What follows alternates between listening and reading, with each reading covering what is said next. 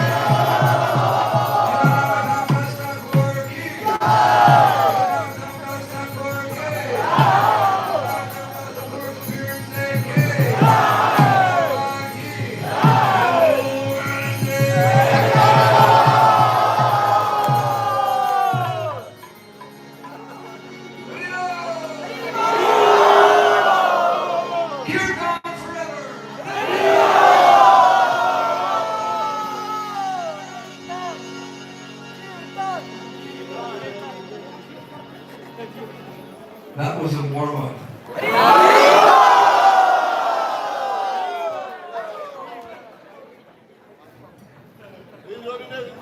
Maharaj ki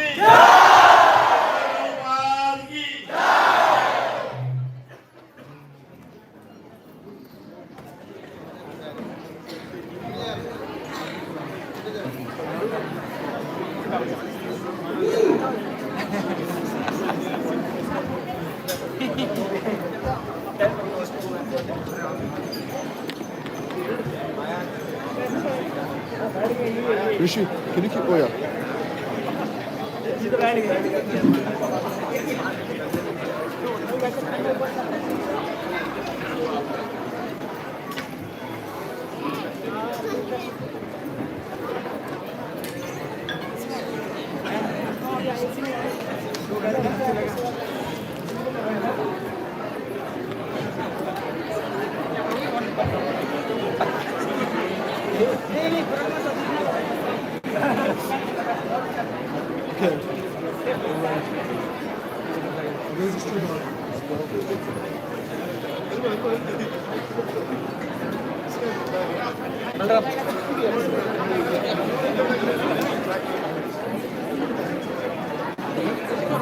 I don't know whose book I'll write.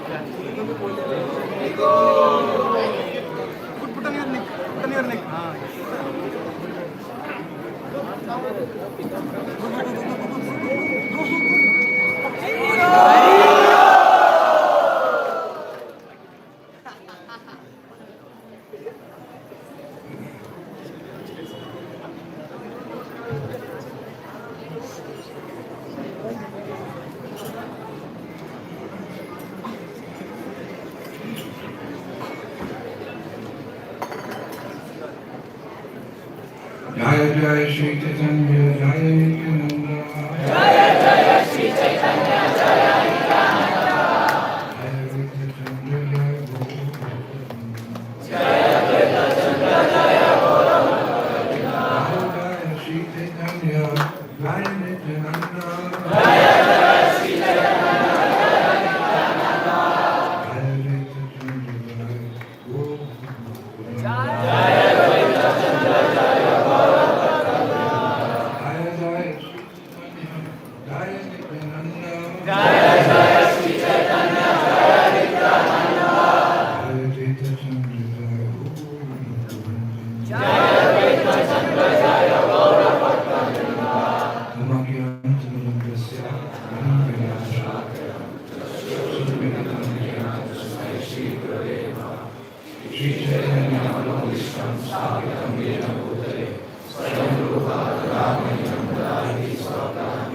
Jai Shri Krishna Chaitanya Prabhu Nityananda Shri Hare Krishna, Krishna Krishna,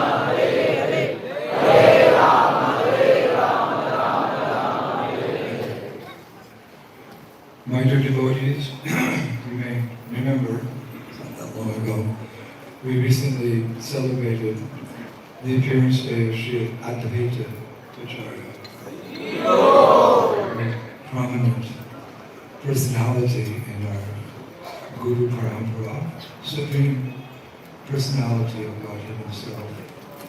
And yesterday we celebrated the appearance day of Lord Nityananda Ram. And today happens to be the appearance day of Srila Narottam Das.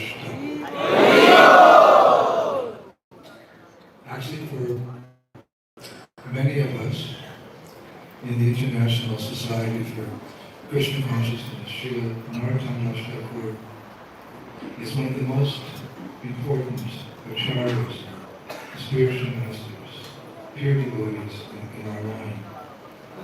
And I thought to speak of him today because that's what we do. And just by hearing about him, the depth of his Krishna consciousness and his strong desire to continue the mission of Chaitanya Mahaprabhu after Mahaprabhu's departure, our hearts will become purified. And many times say, this is Shabda Brahma, this is transcendental sound. These are the words, these are the songs, these are the heartbeats of those who live beyond this temporary material creation, in the land of blood and bliss, in the land of Sri Vrindavan. So we hear about Krishna, we hear about Krishna's devotees, we hear about his word, just as Tadiya, just as paraphernalia, Jaito Arpanam. The heart becomes purified of the three gates leading to hell: lust, anger, and greed. Just like daily we cleanse our material bodies with soap and water, 2 or 3 times a day. We have to purify the subtle body, the mind, the intelligence, the We don't do that by swallowing the Maharaj soul. We do that by Shravanam Kirtanam. Hearing and chanting about the Lord brings Krishna Smarana. And one day we hope to be representatives of that maxim, to always remember Krishna and never forget him. So how can you always remember someone and never forget them? Rupa Swami discusses this in Bhakti Rasamrita Sindhu. You can always remember an individual and never forget that individual if you love them or you hate them. Perfect example is devotees like Narottam Das Thakur. And there's another example of someone who always remembered Krishna and never forgot him, and that's Kamsa. Because Kamsa heard when he was driving the chariot with his sister and her husband, Vasudeva, home after the wedding, that oracle came from the sky. Kamsa, you're such a fool. You don't realize that the 8th child of your sister, Devaki, will be your death. He'll kill you. So if someone told you that a specific person was going to kill you, you'd always remember that person and never forget them. But not out of love, out of hate. So in some sense we can say that Kamsa was Krishna conscious. He was always aware of Krishna. He was Krishna conscious. But Rupa Goswami says, no. Yes, that's true. But we always want to remember Krishna and never forget him out of bhav, out of prema, out of love. Favorably. We don't want to think of Krishna unfavorably, but to think of him favorably. So rather than follow in the footsteps of Kamsa, Hiranyakashipu, Hiranyaksha, Ravana, who are blinded by anger and envious of Krishna, Bhagavan, thinking of them all the time. We want to follow in the footsteps of devotees like Narottam Das Thakur. And just by hearing about him today, just by hearing, sitting peacefully in our little temple, it's a big temple, and hearing about him, will become attached to him. It will guarantee us success. It can elevate us to the kingdom of God. And that's stated emphatically in one of the songs of Narottam Das Thakur, Prarthana. Prarthana is a collection of songs by Narottam Das Thakur. Srila Prabhupada was very eager to chant a number of those songs in Prarthana. Premati Chandrika and Prarthana are the two books that Narottam Das Thakur left us. One time a disciple, I think it was either Jagannath Das Babaji or Krishna Das Babaji, asked the Guru Maharaj, what does it take to become Krishna conscious? What does it take to become Krishna conscious? So the Guru Maharaj said, 5 paisa. Excuse me, Guru Maharaj? 5 paisa. Oh, what's that? Because in those days, 5 paisa was more than now. And Guru Maharaj said, with 5 paisa you go to the market and you purchase the 2 works of Srila Narottam Das Thakur. His Prarthana, his songs, and Prem Bhakti Chandrika. These 2 books. You read those books, you sing those songs, you practice the instructions as Narottam has given them, and you can be elevated to the kingdom of God. And in Prarthana, Narottam states the same thing. There's one song, Savarvana Shri Gaur Mahima. In Bengali, that Savarvana Shri Gaur Mahima. That translates as the glories of Lord Chaitanya, Gauranga. So there Narottam sings, Goram Gyara Sangi Dhani Nitya Karamani. Say Yaya Brajanja Shuta Pasha. One who accepts the associates of Lord Chaitanya Mahaprabhu as Nitya Siddhas, eternally liberated souls, that person is certain to be elevated to the spiritual kingdom, to become an associate of the Supreme Lord. Bhagavatam says it very clearly. If we accept these associates like Narottam, Srinivas, Shamananda, and so many others, as Nitya Siddhas, perfected souls who come down from Goloka Vrindavan to take us home, if we accept them, which means we accept their teachings, we accept their example, we can be elevated back home, back to God. So let us discuss Narottam Das.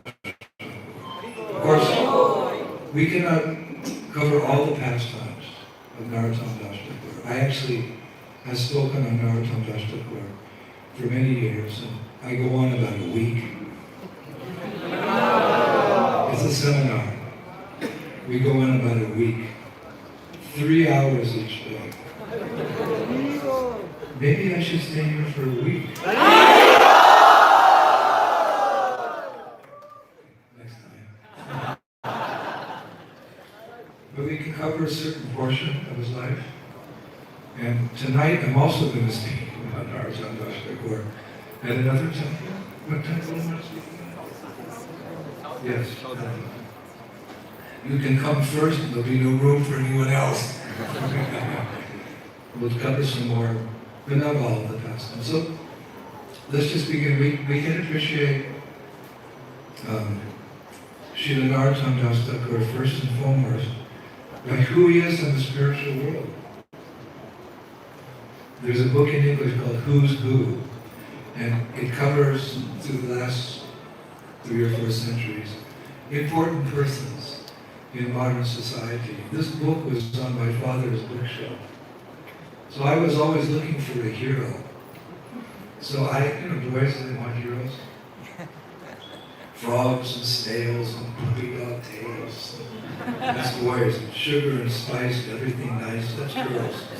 So I was a boy and I wanted a hero. So I remember many times I took that book and I looked through the heroes of, mundane society. And I wasn't that inspired, Don't want to mention any names, but it didn't really get my heartbeat racing.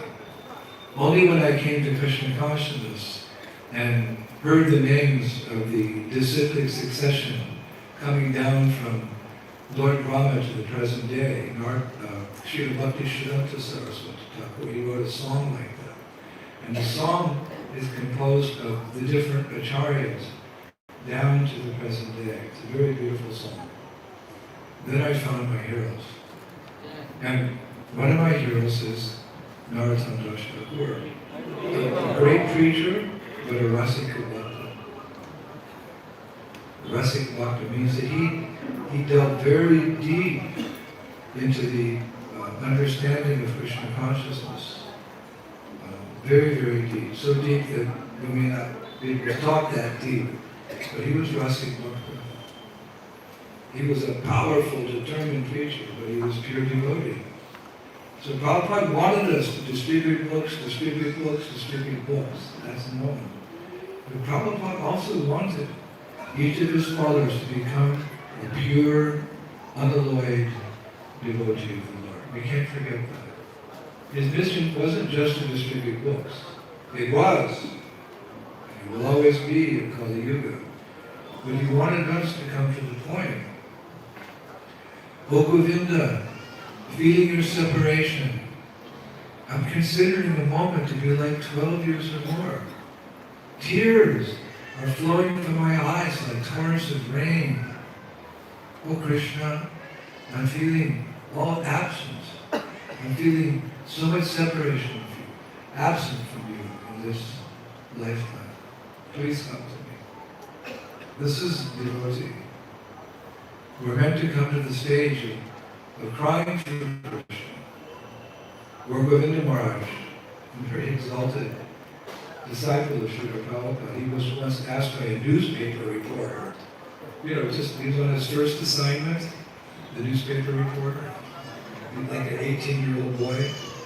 Swamiji, could you just, put in a few words, what's the purpose of this Hare Krishna movement? So I might say something like, to preach the glories of Bhagavad Gita, by which people can understand Bhagavan, to understand without the soul. The purpose of life is, becoming self-real. I would answer like that, but Maharaj, he said, what's the purpose of, the goal of this movement? Crying, crying, crying. For Krishna. And the boy in the newspaper said, should I print that? I said, put it on the front page.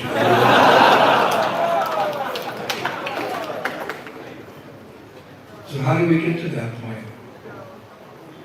Srila Bhavananda Saraswati, in his Chaitanya Charitamrita, he says, by serving the same kirtan movement of Chaitanya Mahaprabhu, and you know what that means, serving the Sankirtan movement, as Prabhupada has taught us, preaching Krishna consciousness, one attains the lotus feet of Srimati Radharani in Goloka Vrindavan.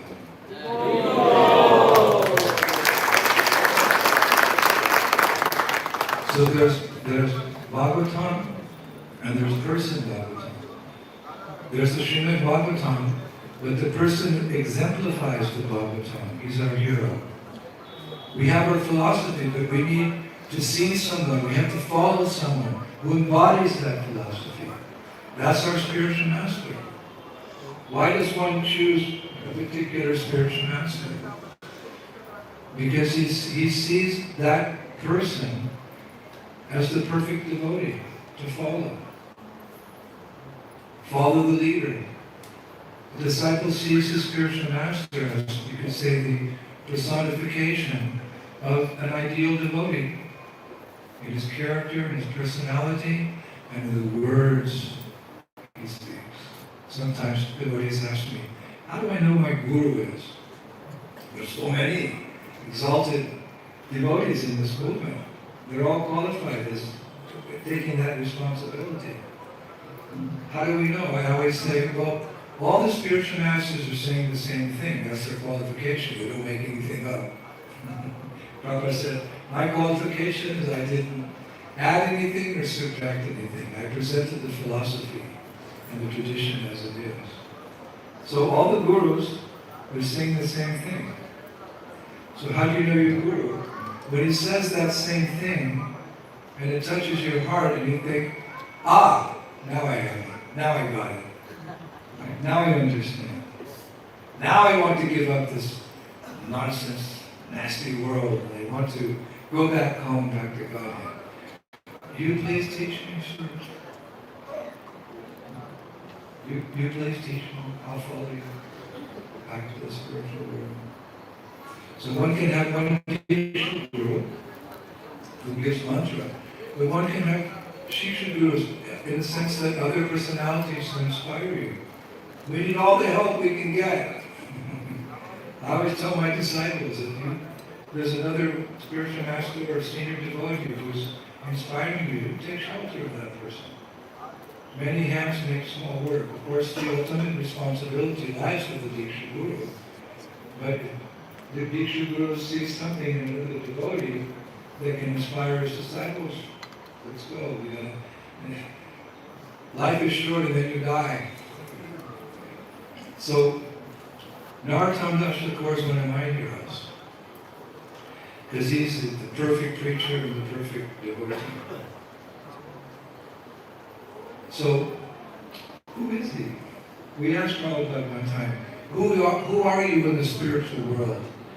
You're not actually supposed to ask that question. We serve that person as he is in this world. His mission, his mood, his bhava. We know what Prabhupada's mood was in this world.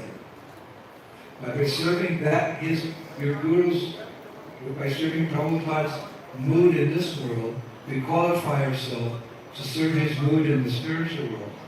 And we're all followers of Srila Prabhupada. He's the master whose feet our masters sit. So by serving Prabhupada's mood here, we qualify ourselves to serve whatever his mood is in the spiritual world.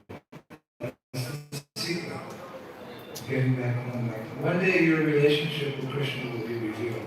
Prabhupada said, we'll have our ISKCON in the spiritual world. Haribol!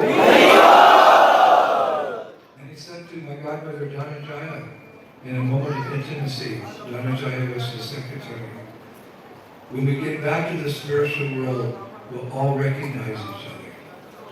What? From the lips of a purity voice. When we get back to the spiritual world, we'll all recognize each other. The Prabhupada said, you won't recognize me like this as an old man. I'll be a little boy. I'll be a little boy. So we can't speculate what that means. But by the grace of our previous acharyas, we have knowledge of who some of those acharyas are in the spiritual. Like for Narottam Das Thakur. Devotional scholars are of two opinions in this matter. Some say that in the spiritual world, Narottam Das Thakur is Champaka Manjari. Other scholars, they say that he is Vilasa Manjari. Either or both, we know that the Manjaris are the very close and intimate girlfriends of Radharani. So that now you know a little bit more about Narottam Das Thakur. He's extra special. Right? They say special and they have extra special ones. He's one of the closest associates of Radha Krishna, the Manjaris. They're young girls. Just how close these Manjaris are to Radha Krishna was described by Raghunath Das Swami in his Rajavilashtava, text 31. He's speaking about Shri Rupa Manjari. Who's Rupa Manjari in this world? Rupa Goswami. So we get an appreciation here. This is the Rajavilashtava, text 31. Raghunath Das Swami writes, I take shelter of Sri Rupa Manjari and the other very dear maidservants of the great queen of Vrindavan, Srimati Radhika, who please her by offering her little nut, massaging her feet, offering her water, and arranging for her rendezvous with Krishna. Because these maidservants, these Manjaris, can enter the area where the divine couple enjoy their most loving pastimes without feeling shy, they are even more dear to Radhika than the Sakis, the Ashtasakis, like Lita, who themselves are more dear to her than life itself. In other words, the Manjaris, headed by Sri Rupa Manjari, can freely enter those kunjas where even the Pranapishta Sakis hesitate to enter. This is very deep, but it's written for us. Prabhupada summarized all this wonderful deep Krishna consciousness in Krishna book. Krishna book is a summary of the 10th canto of Srimad Bhagavatam. And Prabhupada writes towards the introduction that one day when my disciples, my followers, reach the stage of feeling so much separation from Krishna, he said one day, when he's speaking about us, one day when my followers reach the stage of oh Govinda, feeling of separation, when will that day be ours? Hope against hope. He says this Krishna book will give them souls. We're feeling separation. Just by reading the Krishna book, because reading Krishna book means meeting Krishna in oral sound vibration. There's Vipralambha separation and there's Sambho meeting. The whole mood of Vrindavan is being with Krishna, then separated from him, he goes to Mathura, meeting him again, separation, meeting, separation, meeting, separation. This churns the ocean of love within the heart. Separation from someone makes you love them more. And then when you meet them, the meeting's even better. So this is ISKCON. It is deeper depths. From time to time we can discuss these things. We know who we are, and we know where we're going. We're not there yet. We're humble. We realize where we're at. But what a wonderful future we have. What future is there in this world? Krishna says, for one who has taken birth, death is certain. And for one who has died, birth is certain. And for one who is born, death is certain. Samsara. They don't have anything to look forward to. We have so much to look forward to. And Prabhupada said, work now, samadhi later. We have a lot to do to establish this movement. Out of our gratitude to Srila Prabhupada for bringing us this opportunity. The onus is on us to make it back home, back to Godhead. So that we do by serving Srila Prabhupada's desires. To spread Krishna consciousness in this earth planet. So this Manjari, Champaka Manjari or Vilas Manjari, was called upon by Krishna to join him in his pastimes as Sri Chaitanya Mahaprabhu 500 years ago. How? In the male form of Narottam Das Thakur. It's all very mysterious. But it's really interesting. It's more interesting than the mundane history of this world, geography, study of the ice flows in the polar regions, study of the beetle insect. One of my friends, he became an authority on the red beetle insects of North Africa. He had a PhD. He's very happy. He said, Indradyumna Swami, or he called me by my German name, you're interested in yoga, but if you want to know about the red beetle insects in North Africa, he's coming, we'll talk for a while. What's more interesting? Who are our heroes in that world, in this world? So we can say literally that Vilas Manjari, Champaka Manjari, they were called to help the Sankirtan movement of Lord Chaitanya.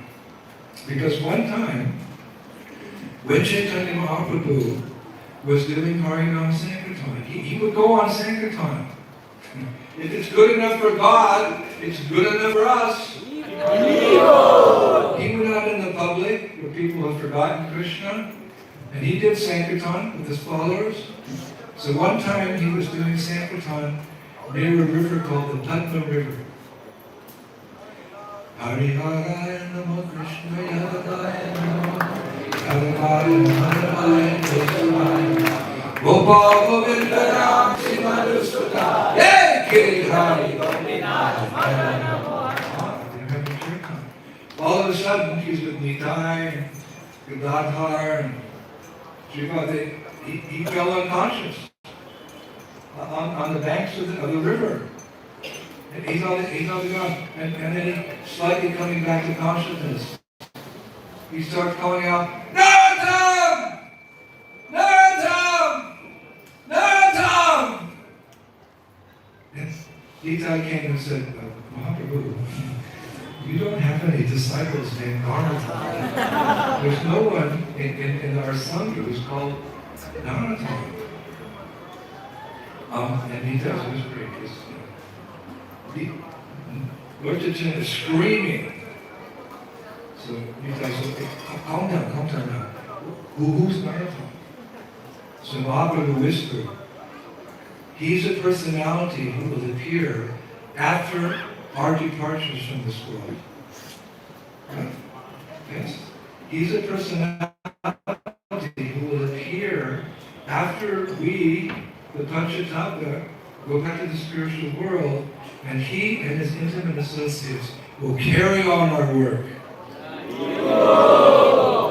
We often talk about the second generation in ISKCON, the children of my God brothers and God sisters. This is the original second generation. So at that point, Mahaprabhu, he called for Mother Padmavati. It was the Padma River. So we know that rivers are persons, personalities, not just flowing rivers.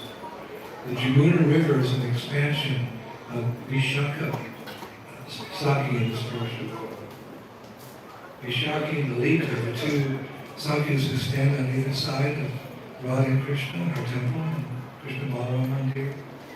So the Jamuna River is an expansion of Vishaka Saki. So the Padma River, which is now in Bangladesh, but at that time that was part of Bengal, it was East Bengal. The personified river came before Lord Chaitanya. Everyone saw it. She walked out of the water.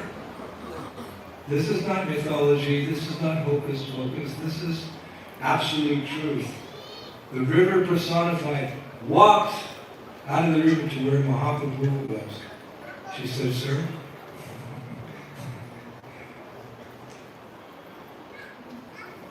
so Mahaprabhu, he handed her a golden water pot.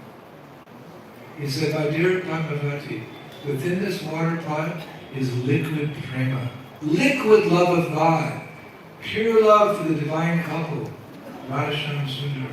I request you that one day a great devotee of mine, his name will be Narottam Das Thakur.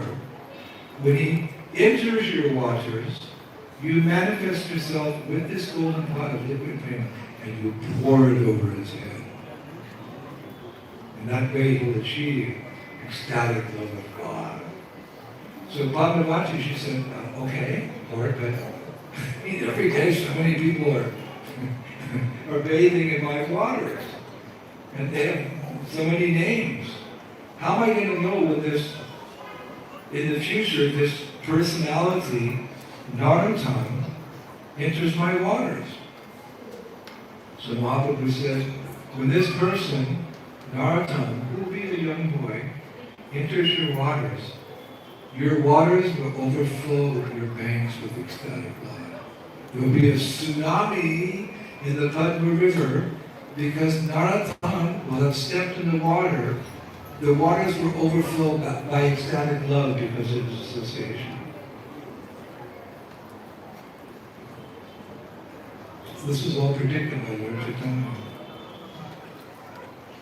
So just after Mahaprabhu's departure, we don't discuss that very much.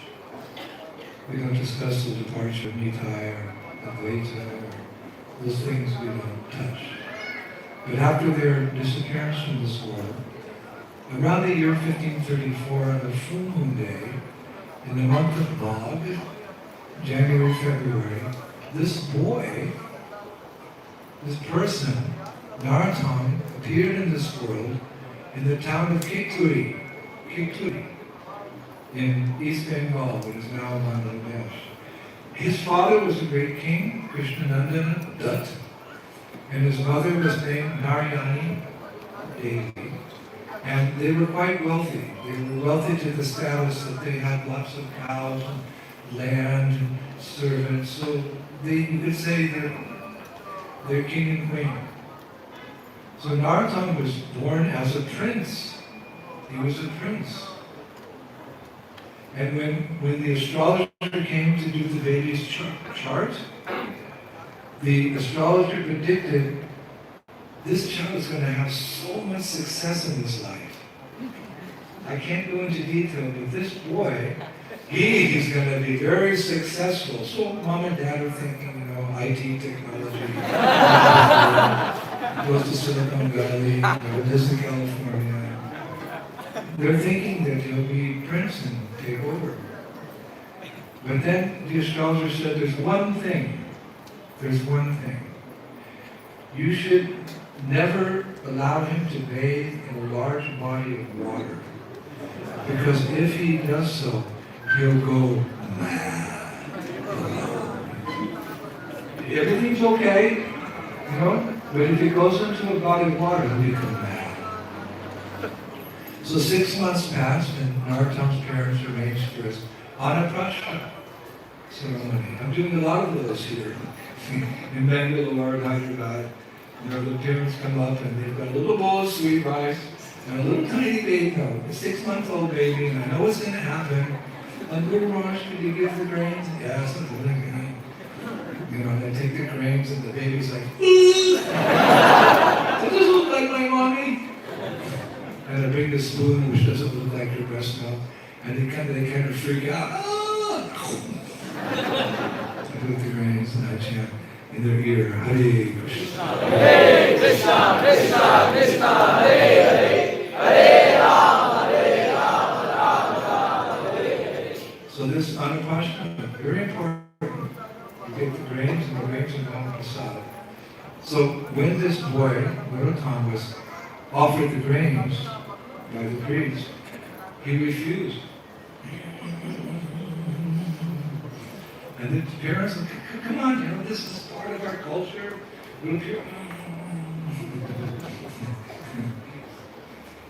He wouldn't eat them.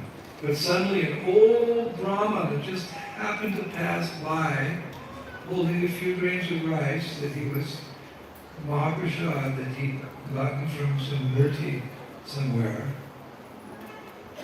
And he was walking by, and the little boy reached out and stole some of those grains and happily ate them, indicating that he was only interested in food that was first offered to the Lord.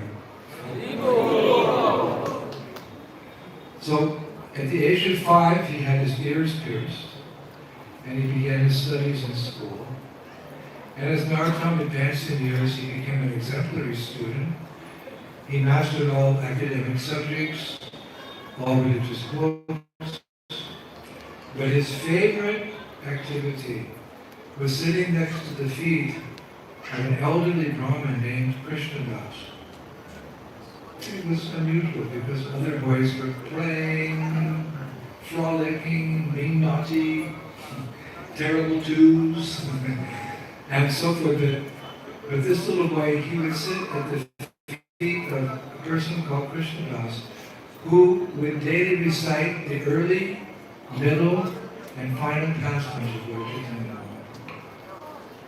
So Narottam relished those stories throughout his youth. This is called planting the seed.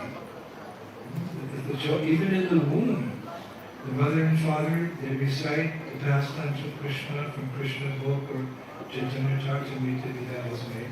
At 7 months, the child's hearing Bhagavatam. 7 months, the child becomes conscious, and he thinks, I want out of here. I want out of the material world. And he promises, Krishna, I promise you, if you get me out of this womb, this lifetime, I'll take to pure devotion to serve. I promise. And they break their promise. But the point is, the children can hear. So if the children is constantly hearing the japa of the mother, the recitation of the father, it makes motherhood and fatherhood very relishable in the child's womb. So Narottam relished those stories throughout his youth, and during this katha, he resolved to devote his life to the principles of Gaudiya Vaishnavism. Because that Krishnadas was reciting the pastimes of Lord Chaitanya. So one day, soon after Narottam became a teenager, Lord Nityananda appeared to him in a dream. They don't dream, these pure devotees. They don't. When we dream, it's all kind of nonsense. They're pure devotees. Yoga Nidra means they're still thinking of Krishna. There's visions. So Narottam, he's sleeping, and Lord Nityananda, whose appearance day we celebrated yesterday, he appears in the dream, and he says to this Narottam, this young teenager, tomorrow, as the sun begins to rise, you should take your bath in the Padma River. At that time, you will receive the totality of Gauranga praying, love of God. So, boom! Narottam woke up. Wow, that was a right? Because he'd heard about Nityananda from Krishna Das. He'd heard about Gauranga. He'd heard about Prema.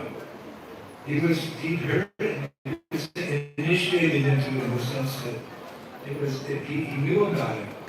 So what did he do? Jumped up, took a quick shower, put on a gamsha, and he ran to the Padma River. Uh-oh. And as soon as he entered the Padma River, she overflowed in ecstasy. Like the original tsunami. She overflowed. And as he's standing there waist deep in the water, watching it go here, there, and everywhere, Padmavati, personified river, came forward. And with that pot, that golden pot, she poured Prem Bhakti over Narottam as requested by Lord Chaitanya. And as she did so, Narottam became mad! As predicted by the astrologer. He became mad with Prem. It said at that moment, Narottam, he had a darker complexion. It turned to molten gold. It stayed like that his whole life. People take Botox, they take all these creams, and just get love about it. Boom! You get that effulgent color. Not exactly like Narottam. It was the same distinctive hue that Lord Chaitanya has. Tatta Kanchana Gaurangi Radhe. Like Radha, because Mahaprabhu came in that mood of Radha, two moods, to distribute the Harinam, but to try to understand Radharani's love for him, Krishna. So his ambience, his composure was golden. So that place, it's called Premtali Ghat. And one time I went there with my dear friend Swami.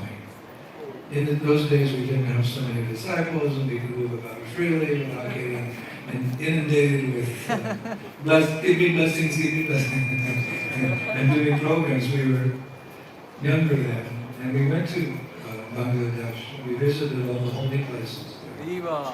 And we went to Keturi. And one place that we went was that exact spot, because it was a little bit into the river, but you stand on the shore,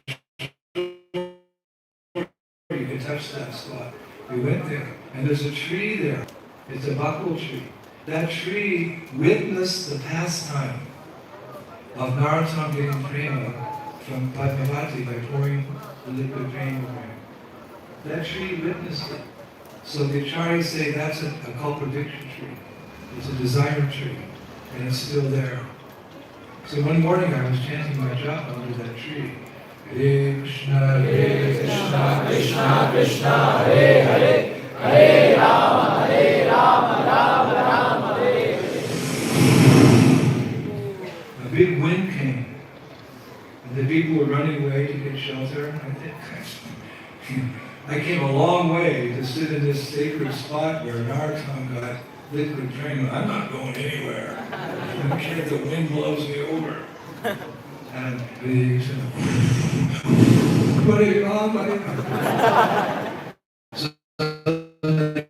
boom, crack, boom. The wind broke a branch off the tree. It fell right in front of me. And I'm like, Hare Krishna. And the pujari comes running because I was told that tree is so sacred. They do arti to that tree 7 times a day. They offer the whole Kalpavriksha tree, and they do arti. So any little leaf falls, any little twig, they take it and they preserve it.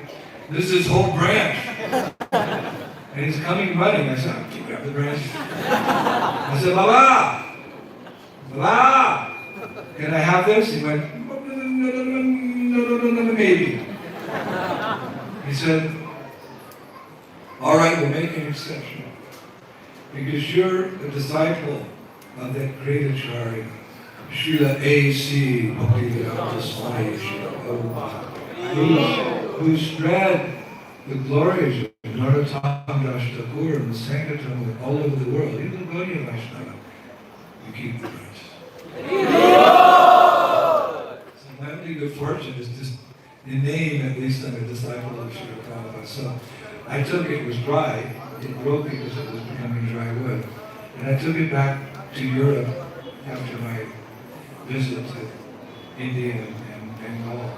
And I had one of my disciples who's very expert, the carpenter. He carved japa beads out of that. So I have the 108 japa beads with the head bead of that cultivation tree, who witnessed the pastime of Narottam Das Thakur getting his prema. And when I'm in my European every day, I chant, Hare Krishna! Hare Krishna! Krishna Krishna! Hare Hare! Hare Rama! Hare Rama! Rama Rama! Hare Hare! Maybe next year when I come, I can bring those beads, you can see. That wasn't a very big heart.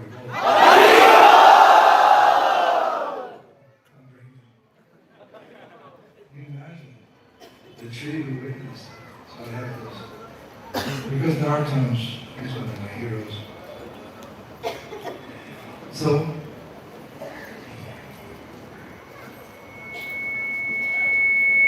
after getting this prem and beginning to go, he manifested the symptoms. He walked to the shore, and as he was on the shore of the Padma River, the 8 symptoms of love of God manifested in his body. Number 1, he became stunned. Number 2, it began perspiring profusely. Number 3, the hairs on his body stood up. Number 4, his voice began faltering. Number 5, his body began trembling.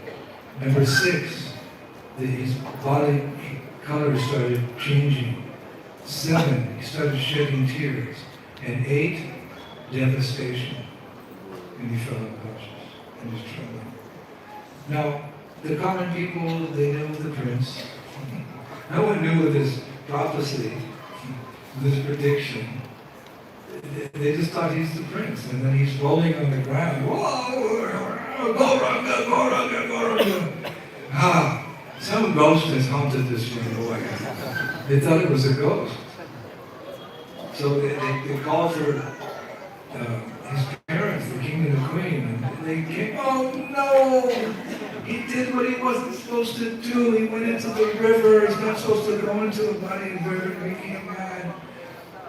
And so they said to Narottam, his mother said, why do you weep in this pathetic way? Are you haunted by some Buddha? Narottam replied, dear mother, this morning when I went to bathe in the Padma River, the golden-colored Supreme Lord entered into my heart. It is He who is causing these tears. I am feeling His ardent love, and I am separated from Him. If you want to relieve my distress, please allow me to leave home and go search for His lotus feet. She fainted. My baby. Doesn't sound like a ghost. But the king and queen, he's the only male issue. He has to become king one day. We don't want him to go off to IT technology and so on. We don't want him to become a renunciate and join the brahmachari ashram. Get ready, boys. So what happened? They put it in his room and they locked the door and put boards on it, nailed the door so he couldn't get out. So what do you do when you want to join it? I don't get in trouble there. I'll just tell his pastime and parents can. It's not me, Mom, Dad. They didn't want him to escape. And they started to chain him by getting him married. Yes. Maybe that's not the best word. They decided that if he got married and he fell in love, that he would eventually become the king and queen. So when Narottam heard through the door that they were going to get him married, he thought, this will not be good for me. Prabhupada said that one should choose that ashram in which one feels most comfortable, and in that ashram serve the mission of Chaitanya. We consider one ashram to be better than the other. We're all individuals, we have our natures, etc. We want to be peaceful and steady. So Prabhupada said, you choose brahmachari, grihastha, vanapasha, and sannyasi. You choose that ashram, and there when you're steady, then you serve with full enthusiasm the Sankirtan mission of Chaitanya Mahaprabhu. And in my lifetime, I saw that most of the preaching in the 70s and 80s and 90s was done by my godbrother and godsister, household cousins. They preached all over the world. And now I'm traveling and getting the fruits, so to speak. So like that, we choose the ashram that we feel comfortable in. Narottam says, Grihe tako, mani tako. Whether you're a sannyasi in the forest or in your household, if you love Lord Chaitanya, I take the dust of your feet and put it on my forehead. Narottam Das Thakur. So Prabhupada built a house in which there's a room for everyone to serve Chaitanya. Narottam, he wanted to be a renunciate. That was his choice. Srinivasacharya, his dear friend, was householder. And Shyamananda, the three of them, they spread the same example. So many hands make small work. So he heard this, and he was anxious to travel and start preaching as Chaitanya Mahaprabhu had desired. So one night, locked in his room, who appeared?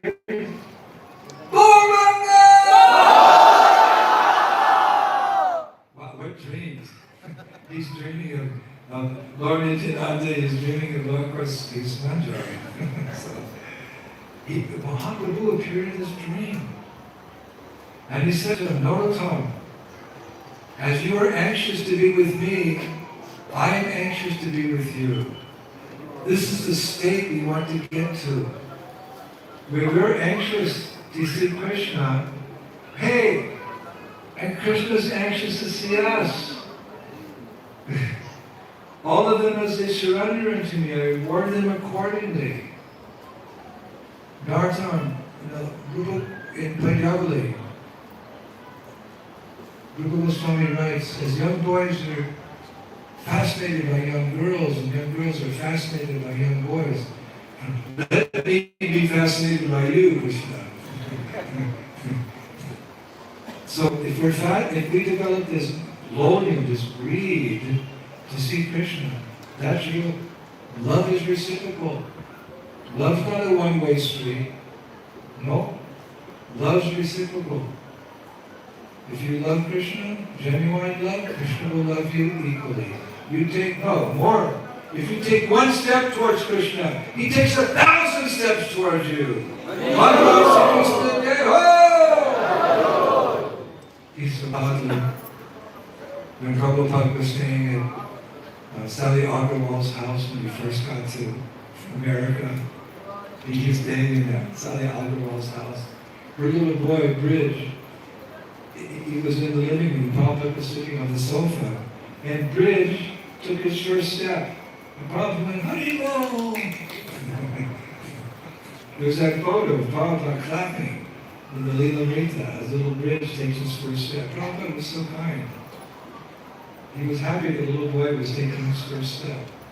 So in the same way, if we take our first step in Krishna consciousness, Krishna is very happy. Come on, keep going, more. Prabhupada said in LA one time, that Radharani is so kind, that if a young girl comes to the temple for the first time, walks in and thinks, this is very nice Hare Krishna movement, maybe I should join. Then Radharani sees that in Goloka Vrindavan, and she says to Krishna, Krishna, look, there's a sincere young girl in America on Wasika Avenue thinking about becoming your devotee. Krishna, give her mercy. That night, she joins. Vrindavaneshwari Shimati.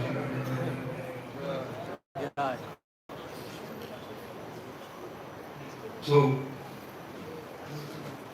as Narottam's anxious to join the Sankirtan movement of Lord Chaitanya, Mahaprabhu was anxious for him to join. So, O Narottam, in the dream, as you are anxious to be with me, and I am anxious to be with you. For now, though, I want you to go to Vrindavan, and there you should take Diksha from a dear associate of mine. Lokanath goes, as the Lord orders, your wish is my command. He woke up and he started making plans to escape. And that's a whole other aspect of it. He escaped. He escaped from home. The prince, whose feet were very tender and soft because he's a prince, and he had such nice clothes and he was eating well, he turned his back on all that. And he started walking through the jungle because India was, not a concrete jungle like today, so many big buildings like in Vrindavan. But he started walking through the jungles to Vrindavan. That's at least a 3-month journey. He wasn't used to the rigors of living in the jungle. So he was unaccustomed, so he was making slow progress. Ow, ooh. What's he going to eat tonight? Where's he going to sleep under which tree?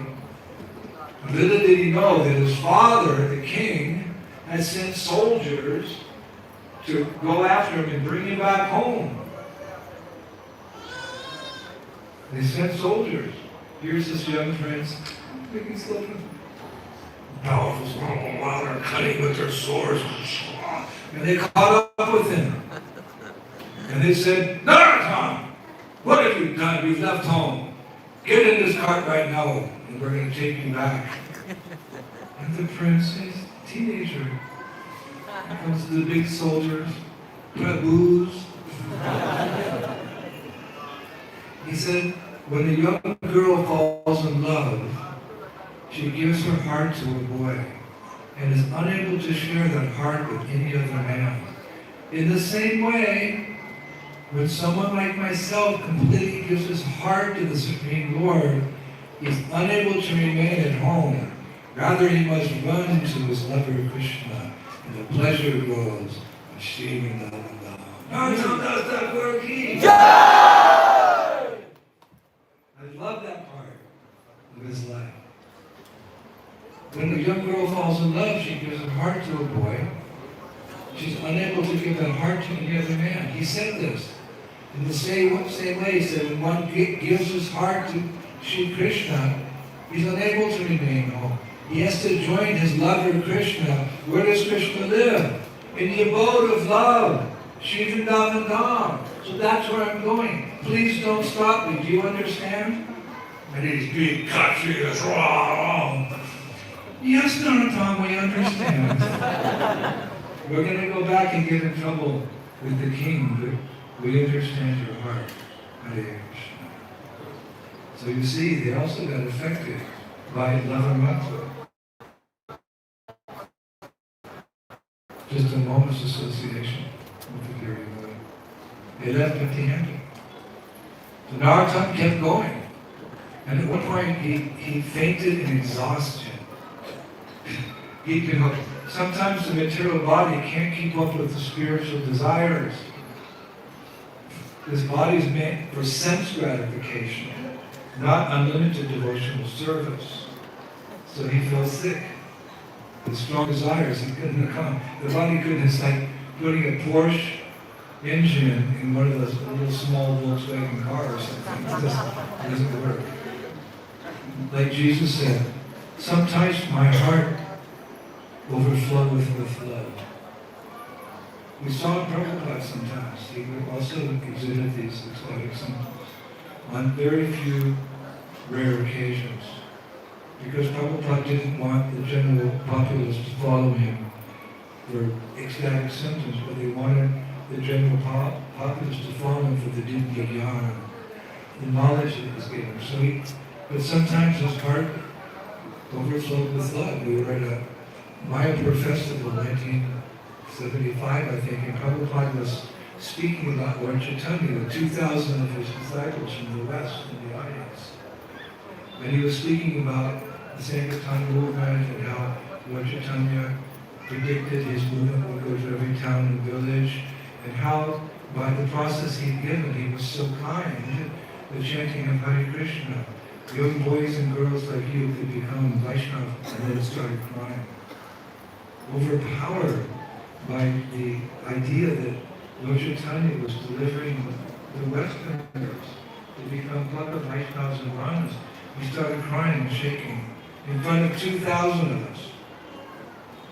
And no one knew what to do. We didn't know what to do in those days, because most of us had never seen Prabhupada like that, exhibiting these 8 symptoms of love of God.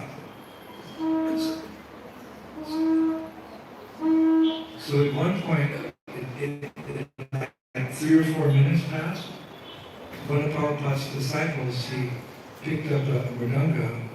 Namo Vishnu Padaya Krishna Prasthaya Gurave Srimate Bhakti Vedanta Swami Iti Namine Namaste Saraswati Devi Gauravani Pracharine Nirvishesha Sunyavadi Paschatya Vishakarine.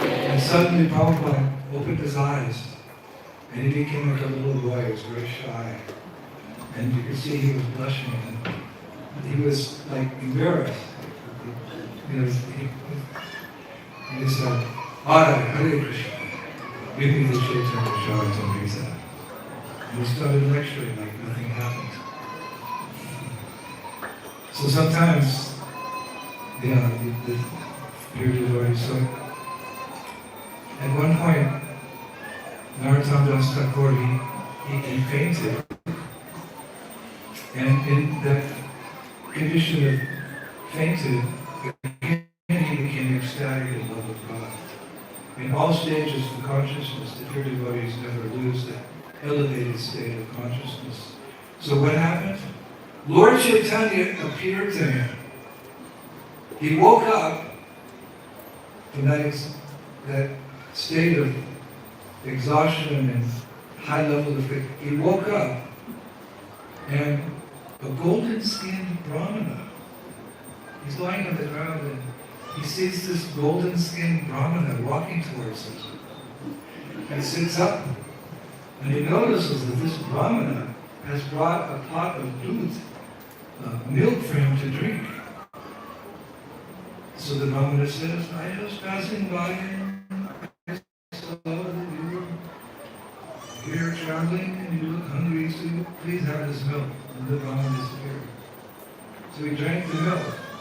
And the milk caused him to go back to sleep. And then in sleeping, he had another dream. Who appeared this time? Rupa and Sanatana Goswamis. And they said to him, Narottam, your suffering will soon end. Mahaprabhu has appeared to you and brought that milk for your nourishment. Drink deep and run to Vrindavan. Now he had some nourishment and some blessings. He woke up.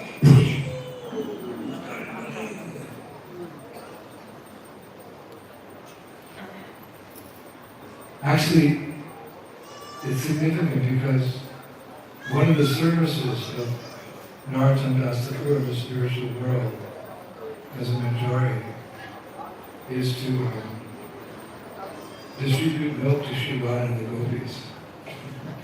Interesting. So he finally reached Vrindavan, because I think it's almost lunchtime.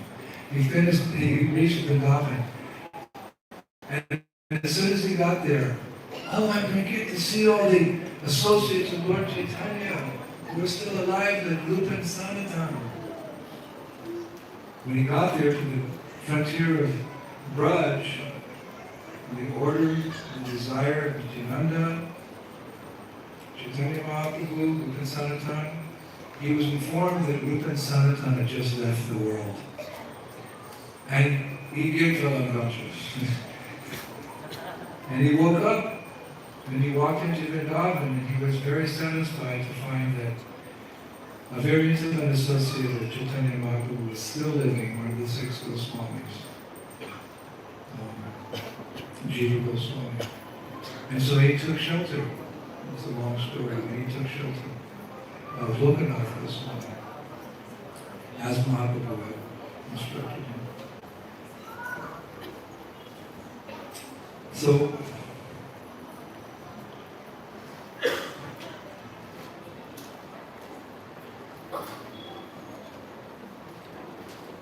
there's so much here to cover. During his period in Vrindavan, Narottam met Srinivas and Chamananda. We need friends. Friendship in Krishna consciousness is so important. Just like friendship in material life encourages us in our material desires. Let's go drink here, let's dance here, let's do this here, right? But in spiritual life, friendship encourages us in chanting, dancing, feasting, and studying the scriptures. So he made close friends with these personalities. And they went to school together in the school of Jiva Goswami. And as you know, as retribution for gratitude for what they learned, they carried the books of the 6 Goswamis to Bengal. Of course, on the way, those books were stolen. And Srinivasacharya, he said that he would take responsibility for finding those books. And he told Shamananda to go to Orissa and start preaching. And he told Narottam, you go back home. He left, he walked away from home, remember? You go home and you do Namata preaching there. Like most of you are Namata devotees. So the word spread that the prince is coming back as a sadhu. And they were very proud of him. That our prince has become a sadhu. And he's come back. So you can imagine the welcoming ceremony when the prince came back. The whole kingdom was there to receive him. And he spent time there preaching Krishna consciousness. But after some time, he wanted Sangha himself. Just like we're always hankering for good Sangha. When, certain personalities come to the temple, not myself, but other persons come, sannyasis, and your authorities come here to get enlightened. So he knew that the associates of Lord Chaitanya were starting to disappear. So he had this very strong desire to get their association before they left. So he decided to go to Navadvip. We heard that some of the associates of Lord Chaitanya, they were still there. So one day, he left the area that he was preaching in Keturi, and he went to Manipur, he went to Navadvip. But when he got there, this is some years after Lord Chaitanya had disappeared, he saw everyone in Navadvip was crying. This was 40 or 50 years after the disappearance of Lord Chaitanya. No one had picked up a mridanga, no one had picked up kartals, no one was chanting and dancing. Just crying, crying, crying. They were barely able to maintain their lives. No one was hardly sleeping, hardly eating. It's as if the town was dead. Narottam was shocked. It's like the town had lost its soul. So seeing that, he fainted again. How lamentable! All the associates of Lord Chaitanya, they're still feeling separation, and the Sankirtan movement's not happening. So he fainted, and it's described he came to life hours later. And when he woke up, something amazing had happened. He got up off the ground and he saw that everything had changed. Navadvip was like it was before. Right before his eyes, he saw a massive Sankirtan party coming down the street. Hare Krishna, Krishna Krishna, Hare Hare Ram, Hare Ram. Hundreds of thousands of people were dancing in ecstasy, beating mridangas, playing kartals, chanting the holy name. He couldn't believe his eyes. Navadvip was alive again. The Sankirtan movement of Chaitanya Mahaprabhu. Jai Ho! He said, this is what I came to see. I thought I missed it. But no, it's still happening. And in ecstasy, he fainted again. And this time when he woke up, everything had disappeared. Everything was plunged again into this mood of Vipalanga Bhava. He saw people weeping and so forth and so on. So he felt very sad for this condition. So he's walking along and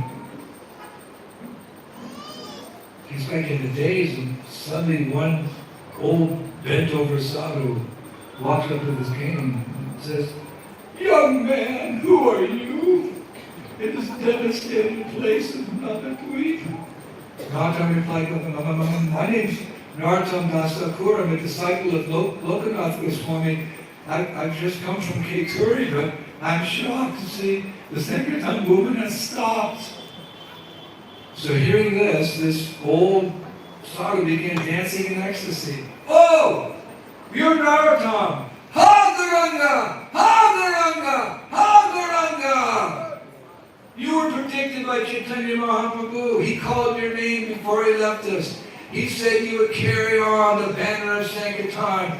We, here in Navadvip, have been waiting for you. Where have you been?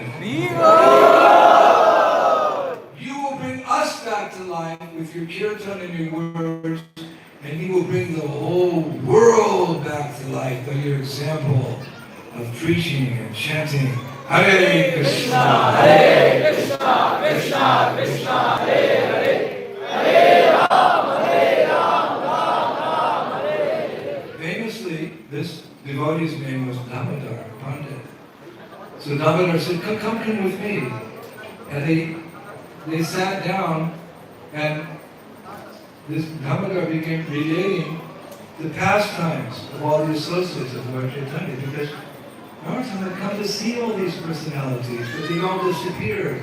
So Damodar Pandit, he's talking about them, the lives of these great devotees, just to give Narottam some sangha with those devotees. And as he spoke for 10 days, Narottam's mood of separation from these departed Vaishnavas increased more and more. And at one point, he fell over, unconscious. And that very night, he had a dream.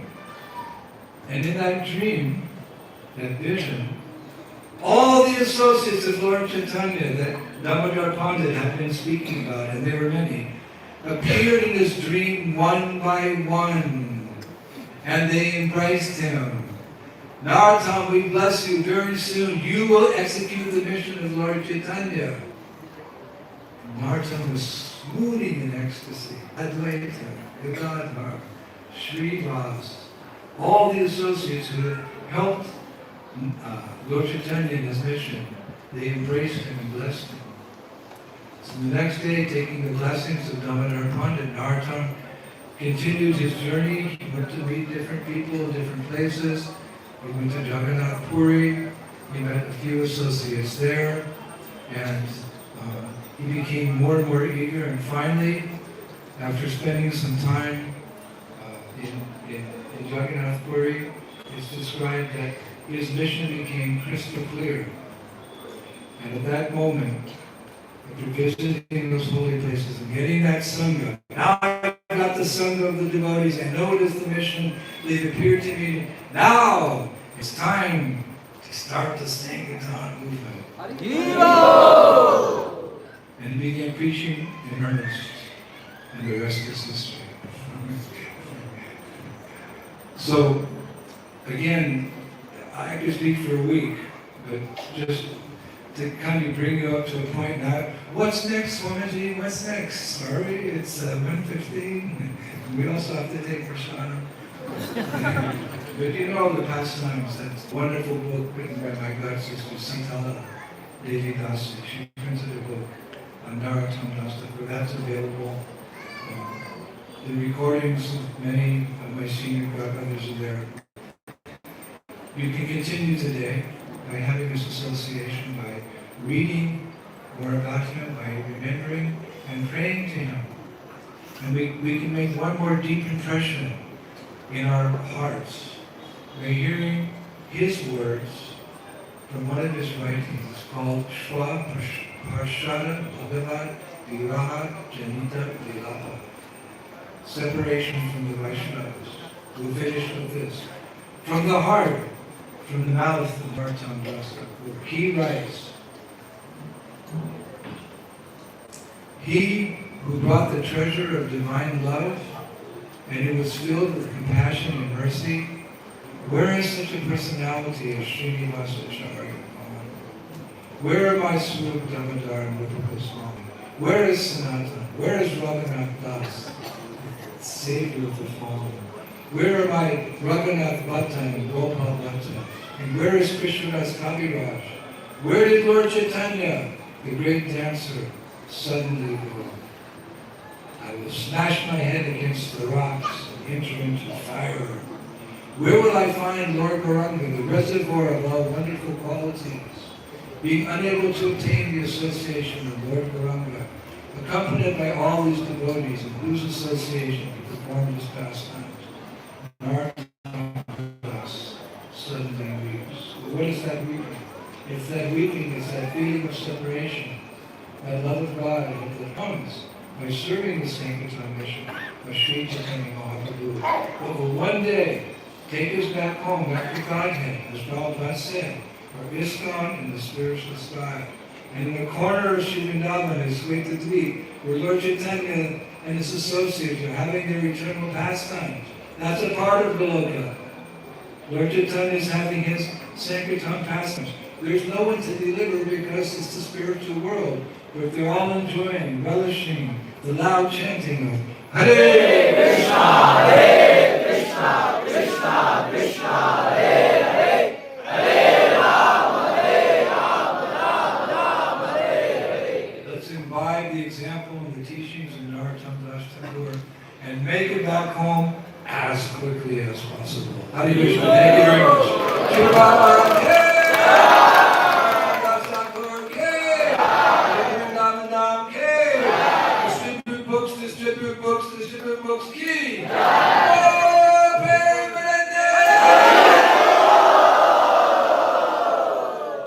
thank you.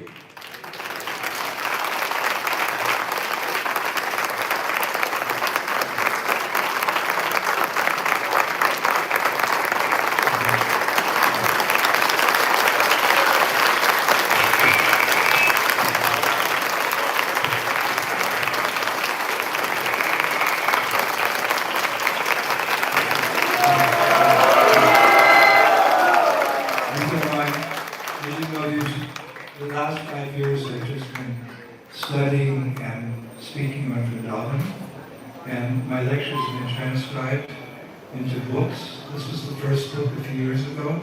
Anything and everything in our Shastras that I could find after years of research is here in this book, Govardhan. If you want to know about Govardhan Hill, that little boy, Giriraj lifted Govardhan Hill, it's here in this book. All the many places around there, Govardhan Hill. We also have it in Hindi. And the next year my disciples came out with my transcribed lectures on everything and anything I could find out about Vrindavan on the western side of the Jamuna. We have to know these things because we want to fall out of love with the material world and into love with the spiritual world. For us, the spiritual world means Braj, Vrindavan, the home of Radhesham, Krishna Bharam, the Kaviraj, etc. So all the holy places I could find on that side of the Jamuna River, they're all here in this particular book, along with beautiful photos of the sacred places. So if you go to Vrindavan, you need a guide, you need a book. You take this book, the Sacred Forest, and you go authorized. You sit at that holy place. You can read for several hours each chapter and find out about the mysteries and the nectar of that particular place. And if you can't go to Vrindavan, you can sit in your home and be in Vrindavan. Right? Submissive royal reception. The next year, my disciples came out with the second volume, all the holy places in Vrindavan on the eastern bank of the Jamuna. Here, I worked for years and years to produce these books. as a service to all of you. And this year, probably the most special of all, this year, Shri Radha and her 8 companions, Vrindavaneshwari. We're hearing about the Manjaris. So these are the Sakis, the older girls. You go to Mayapur, Madhavaka, on the left are 4 personalities, 4 girls, on the right, the Astasakis, so the older girls, 10, 11. Very confidential servants, Tundavidya, Indradyumna, Chitra, Ranga. I went to their villages, which are surrounding the mountain of Varshana, and studied there, lived there. Everything I could find out about those Sakis is here. And for each Saki, we have beautiful illustrations according to how they look, how they dress, how they speak, what is their service to Srimati Radharani, what are their kunds and kunjas, their lakes and their private residence, what are they like, how do they engage in service to Radharani and try to protect her from that bad boy, Krishna. It's all here with maps. Sri Radha and her 8 companions. If you want to know about Radha and her companions, this is the book. I consulted with many GDC members and senior godmothers, and everything can pop up. It's all for you. And these books are very expensive, $2,500 each. But a special sale today, 2,500 rupees. And if you take any of these books, then you get a free book here. This, I don't know who this person is. The Adventures of a Traveler Monk. This is my diary as I travel around the world, in communist Russia, in China, in the Amazon jungle, in Brazil, in Portugal, the North Pole, I haven't gone there yet. But all those places, the people I meet,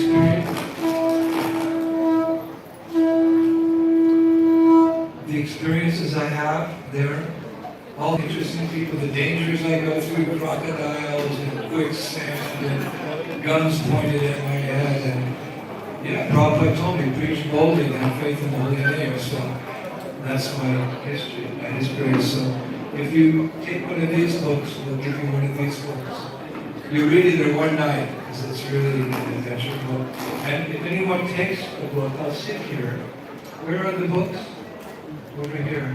Okay, that's what the books are. If you purchase a book, I'll sit here and take lunch late, it's okay, and I'll sign the books with my pen. I'm going to introduce you to my pen.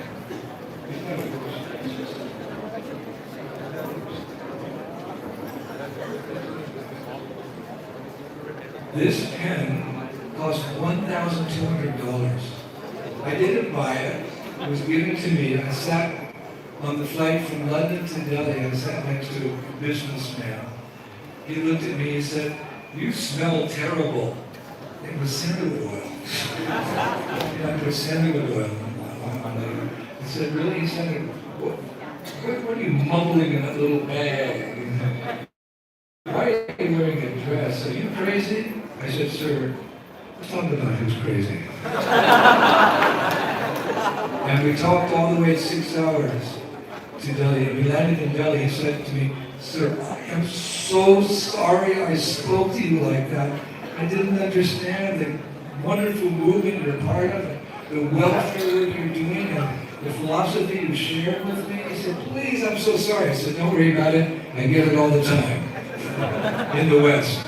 He said, "Please, get this pen out of this shirt." He said, "Take this pen. It was given to me by my wife, my 25th wedding anniversary. She's going to kill me." Would you take it? It's the most expensive pen you could buy in Hong Kong. So I said, no. He said, "Yes. I see you have some books. It looks like you're going to sell those books." So I said, "Yeah." He said, "Take this pen and sign those books. I'm very happy to give it to you." So I will sign the books with this pen.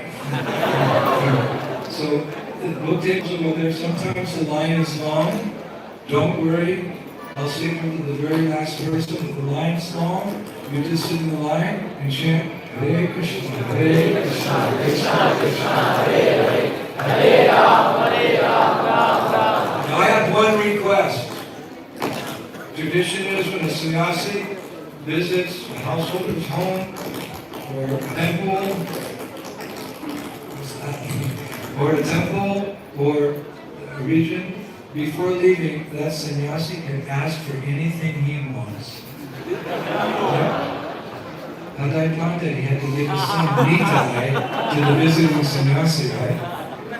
Don't worry, you don't have to get your checkbooks out. I have one request. Please, you have to say yes. My request is, can I come back again next year? Really?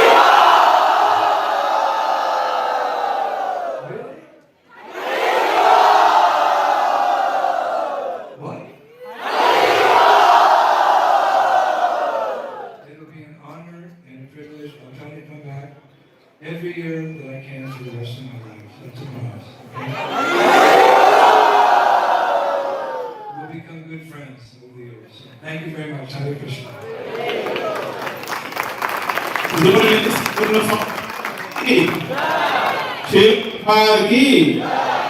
So let us thank Maharaj by loudly chanting Hare Krishna mantra one more time. Hare Krishna, Krishna Krishna, Hare Hare, Hare Rama, Rama Hare. So those who want the books, they should come in the queue.